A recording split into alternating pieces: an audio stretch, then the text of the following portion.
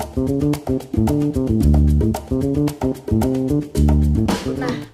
tapi yang menarik nih Kak, dari kejadian Christian Eriksen kemarin, aku baca-baca nih Kak, dia nih terselamatkan karena dapat penanganan CPR langsung dari Dokter Vito juga sempat singgung nih soal singgung ya CPR, awalnya. tapi kan belum detail nih caranya gimana. Karena aku juga dengar Kak, katanya 10 menit setelah kejadian henti jantung atau tadi yang disebutkan Dokter Vito sebenarnya adalah cardiac arrest. 10 menit itu disebutnya golden something gitu Kak. Artinya 10 menit ini punya peluang yang Kesempatan penting banget buat bisa menyelamatkan yang menangani henti jantung ini. Benar. Salah satunya adalah dengan langkah CPR. Nah, sebelum kita mengundang narsum selanjutnya dan tanya-tanya tentang teknik CPR, Wah, jadi nggak cuman Dokter Vito nggak aja ya cuma narsumnya dokter Vito malam hari ini ya. maka seru banget kan. Betul. Nah, tapi sebelum kita lanjut ke pembahasan soal CPR, kita punya potongan video terkait pertolongan pertama serangan jantung mendadak. Wah, kita putar yuk.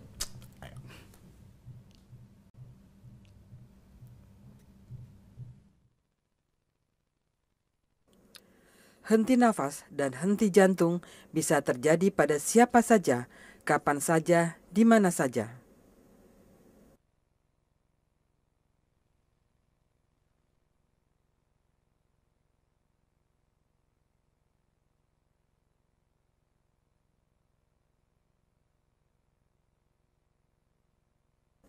Untuk itu, diperlukan keterampilan yang cepat dalam menyelamatkan korban.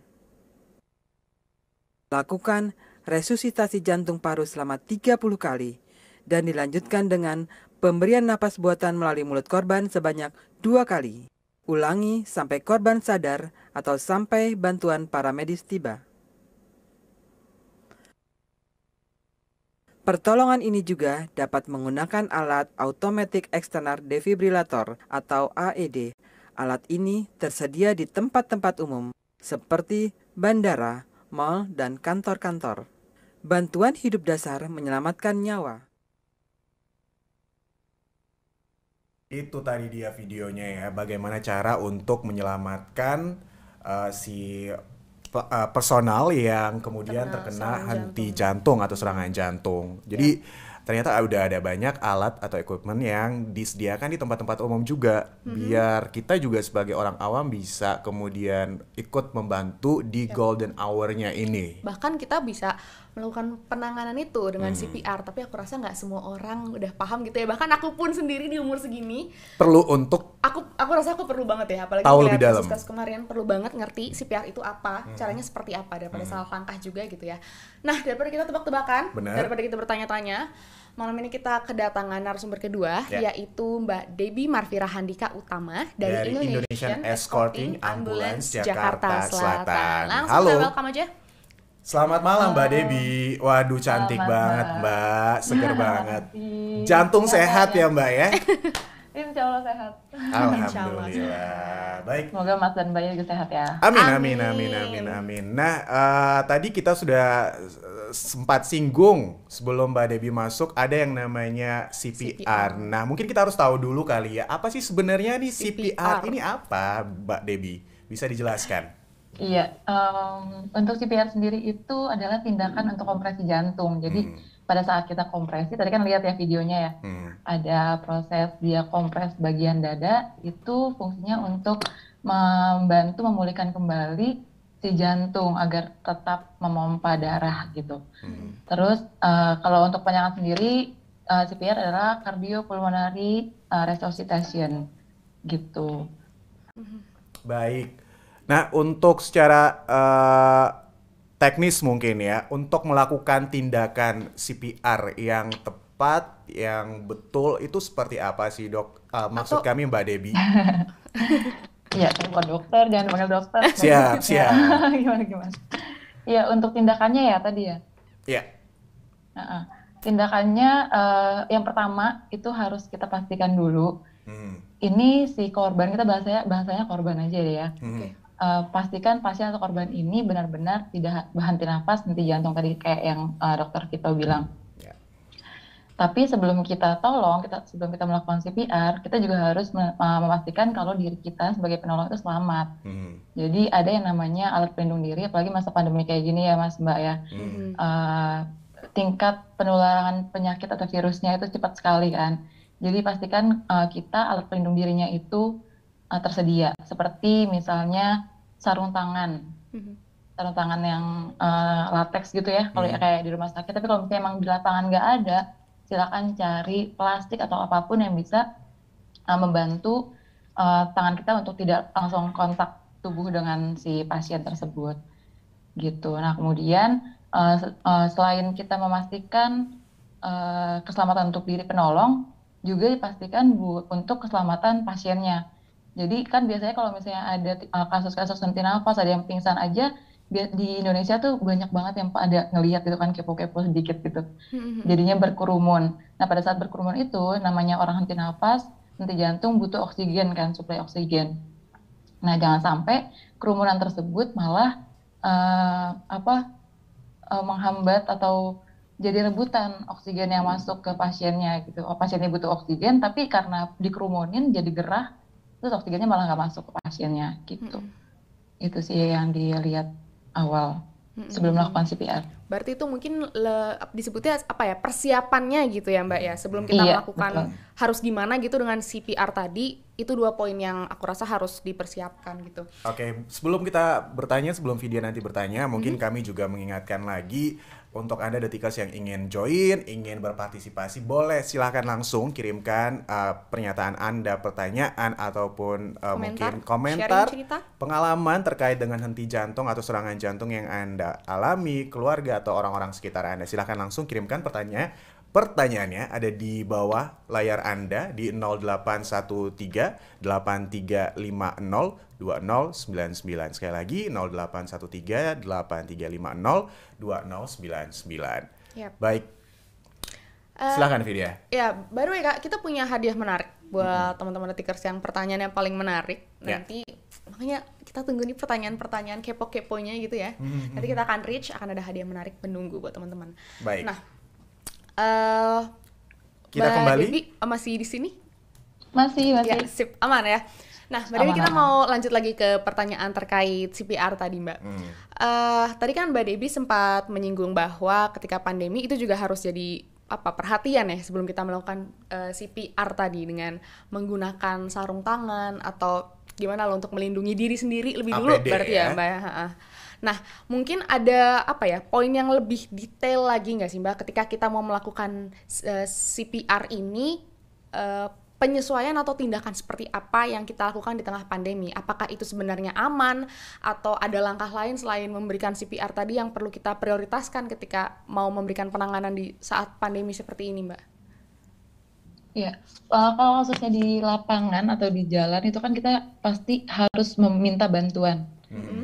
Ya kan ya, jadi selain tadi kan kita udah sebelum kita melakukan CPR kita udah prepare dulu nih buat keselamatan diri kita dan pasiennya. Tapi jangan lupa juga kita panggil bantuan kayak ambulan atau tenaga medis lain, ada dokter, ada perawat gitu ya. Tapi ambulan wajib dipanggil untuk memastikan ada bantuan atau tindak lanjut dari tadi yang udah kita tolong. Karena ya kalau misalnya buat masyarakat awam kan jatuhnya dia adalah awam terlatih pada saat dia udah dia tahu ada CPR, secara langkah-langkah melakukan CPR itu seperti apa, itu berarti namanya awam terlatih. Nah pada saat melakukan itu kan harusnya kalau langkah-langkah CPR itu ada 30 kompresi dan bantuan nafas. Nah pada saat pandemi kayak gini kita nggak mungkin ya mouth to mouth atau memberikan nafas bantuan karena si COVID ini aja menularnya melalui droplet gitu kan ya. Terus si pasien pun pasti menggunakan masker gitu. Jadi ya langkahnya tadi untuk menghindari penularan kita cukup melakukan kompresi saja sampai benar-benar diketemukan tanda-tandanya kehidupan kembali atau adanya detakan jantung atau nafas si pasien tersebut. Tapi in general nih mungkin Mbak Debbie, itu sampai akhirnya terlihat ada tanda-tanda pasien kemudian menunjukkan kondisi yang baik, berapa lama sih durasinya Mbak Debbie? Iya, untuk ada namanya golden time. Jadi untuk golden time-nya itu 10 menit. Ya, nah pada saat melakukan CPR itu kan harusnya kalau kita lihat tadi video itu kan ada kasih nafas bantuan 30 menit 30 kali. itu sama napas buatan harus napas bantuan 2 kali gitu ya. Itu dilakukan sebanyak 5 siklus. Jadi satu siklus itu kompresi dan napas bantuan. Nah, sebanyak 5 siklus itu harus dilakukan 120 kali per menit. Nah, untuk mencapai golden time-nya itu 10 menit atau lebih cepat dari 10 menit itu, karena kalau lewat dari 10 menit kita kan otak kita butuh oksigen ya. Oksigen yang menyalurkan atau mengirimkan oksigen ke dalam otak itu si darah yang memompa jantung gitu. Jadi kalau misalnya jantungnya berhenti, berarti oksigen ke otak pun berhenti gitu. Dia nggak akan dapat suplai oksigen lagi si otaknya. Nah, pada saat dia tidak dapat suplai oksigen, si sel-sel dalam otak itu bisa perlahan mati. Nah, jadi kalau misalnya udah otaknya mati, ada kemungkinan ditemukan tanda-tanda kematian. Okay. Nah, untuk operasi sendiri, kita melakukan CPR sampai tanda-tanda ada kehidupan kembali atau detak jantungnya pulih, atau ada respon lainnya kayak dia misalnya melihatkan ekspresi wajah nyeri gitu, atau gelisah gitu aja sih. Nah, Mbak Debbie, ini mungkin masuk ke bagian yang sangat teknis gitu ya. Kalau tadi kan Mbak Debbie menyebutkan durasinya, kemudian hitungannya seperti apa. Mungkin kita awam masih sangat-sangat belum terbayang gitu, Mbak. Caranya mungkin ya masuk ke teknis lebih detailnya. Mungkin posisi tangan atau bentuk tangannya seperti apa sih, Mbak, yang benar gitu? Ya, untuk kompresi sendiri itu, kalau kompresi itu pijatan jantung ya. Tadi si kompresi tujuannya untuk kita memulihkan kembali jantung yang tadi berhenti. Nah, posisinya letakkan kedua tangan kita, di tumit tangan ya, bukan telapak tangan tapi tumit tangannya tepat berada di atas jantung. Kalau misalnya, jadi sebenarnya ada tanda-tanda, ada cara menentukan si titik kompresi tersebut. Tapi kalau misalnya untuk di lapangan awam gitu, tinggal lihat aja dadanya ada di mana, langsung letakkan tangan kita, tumit tangan kita kayak gini ya. Ini kelihatan ya. Ini kan tumit tangan nih, tumit tangan di sini. Nah, ini misalnya si atas jantung, tumit tangannya kita giniin, taruh di atas, tepat di atas titik kompresi di atas jantung itu, terus dikunci dengan tangan satunya. Nah, usahakan tangan yang di atas itu adalah tangan yang dominan. Oke. Gitu, agar tenaganya lebih besar. Nah, untuk kompresi sendiri itu biasanya ada kedalamannya. Di orang dewasa 3-5 cm kedalamannya. Terus hitungannya pun jadi nggak asal kompresi ya pada saat kita memompa jantung itu, tapi posisi badannya tegap, jadi kita menggunakan tenaga pundak. Oke. Jadi tinggal di dorong-dorong aja tangannya gitu. Tapi nggak, ya kan biasanya kalau kita memompa kan gini ya. Nah, beda kalau misalnya kita kompresi, posisinya gini.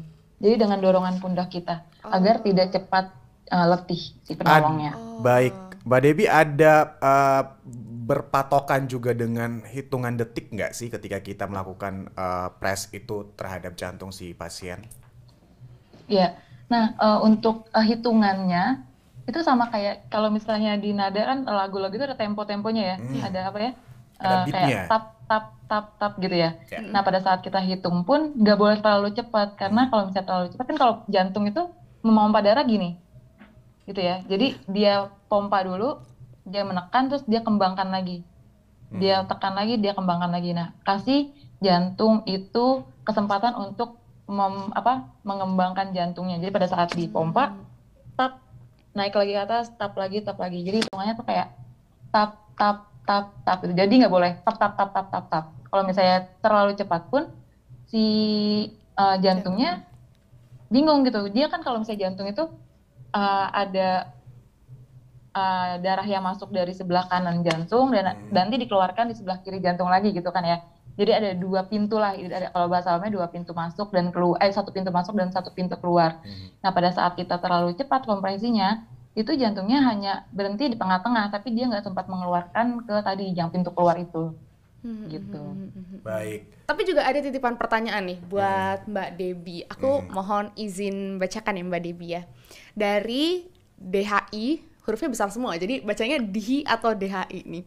Dari Dhi Santoso, CPR bisa dilakukan umum atau harus terlatih? Aku rasa ini juga mewakili pertanyaan kita gitu ya, Bener. sebagai orang-orang awam yang belum pernah dapet pelatihan, apakah kita boleh memberikan CPR ini kalau kita melihat orang di Ya, sekitar ada usia yang berapa aja juga yang mengalami, boleh belajar. Karena kan kadang ya, misalnya ketika melakukan pertolongan yang ada cuman misalnya dalam sebuah rumah yang ada cuman anak kecil, Atau gitu. kita ada tapi kitanya awam, kita belum pernah punya pelatihan. Nah, ini apakah anak kecil dan orang awam harus atau boleh pelatihan melakukan dulu gitu Mbak, pelatihan atau siapa yang CPR? boleh mungkin?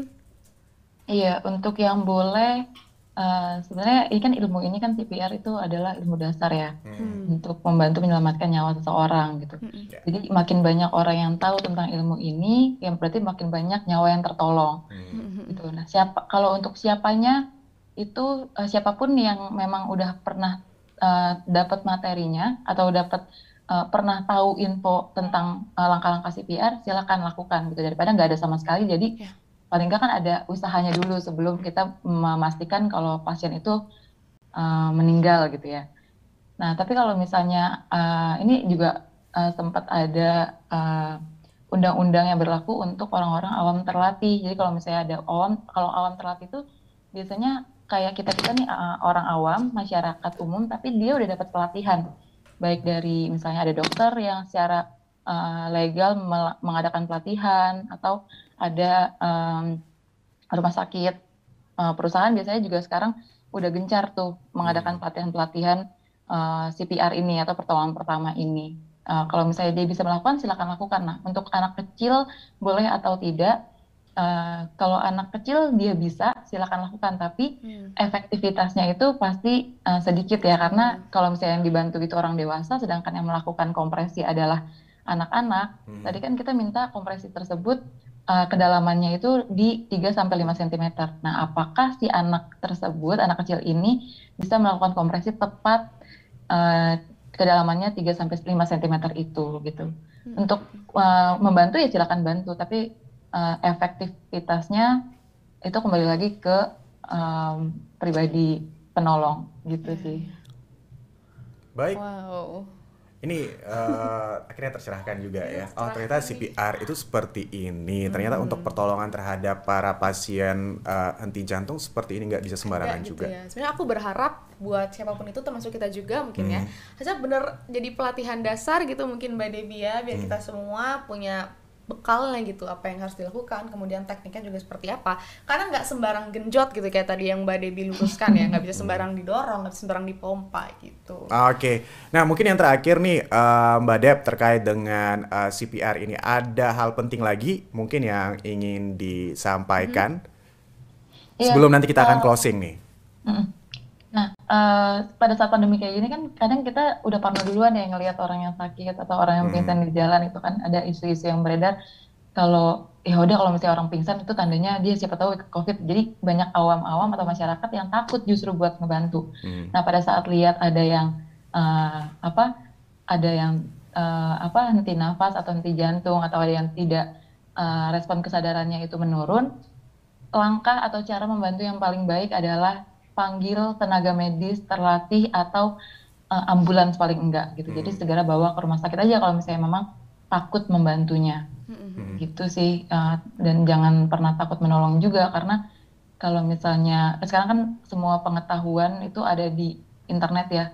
Jadi kalau kita baca-baca terus kita tahu dan kita lihat nggak ada orang yang bisa bantu, tapi kita tahu nih ilmunya, silakan bantu, nggak usah takut buat ngebantu.